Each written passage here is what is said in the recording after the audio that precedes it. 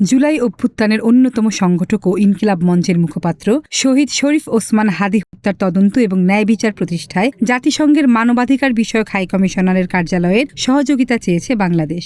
রবিবার প্রধান উপদেষ্টার প্রেস উইং এই তথ্য জানিয়েছে। প্রেস উইং বলছে, পররাষ্ট্র মন্ত্রণালয়ের নির্দেশনা অনুযায়ী জেনেভায় অবস্থিত বাংলাদেশি স্থায়ী মিশন 6 ফেব্রুয়ারি OHCHR এর কাছে একটি আনুষ্ঠানিক নোট ভার্বাল বা কূটনৈতিক পত্র পাঠিয়েছে। নোটে তদন্তের প্রয়োজনীয় কারিগরি ও প্রাতিষ্ঠানিক সহায়তা দেওয়ার জন্য OHCHR এর সহযোগিতা চাওয়া হয়েছে।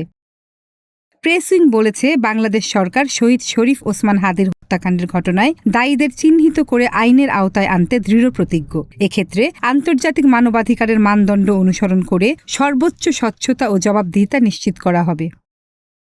জাতীয় সংসদ নির্বাচনে ঢাকা ৮ আসন থেকে স্বতন্ত্র প্রার্থী হওয়ার ঘোষণা দিয়েছিলেন হাদী। নির্বাচন ও গণভোটের তফসিল ঘোষণার পরদিন গত 12ই ডিসেম্বর ঢাকার পল্টন মডেল থানা এলাকার বক্স কালভার্ট রোড এলাকায় তাকে গুলি করে দুর্বৃত্তরা। সেখান থেকে তাকে ঢাকা মেডিকেল কলেজ হাসপাতাল ও এভারকেয়ার হাসপাতাল হয়ে সিঙ্গাপুরে নেওয়া হয়। সিঙ্গাপুর জেনারেল হাসপাতালে চিকিৎসাধীন অবস্থায় গত 18ই ডিসেম্বর রাতে তিনি মারা যান। মনস্বিতা বুলবুলি, দিনকাল ডিজিটাল।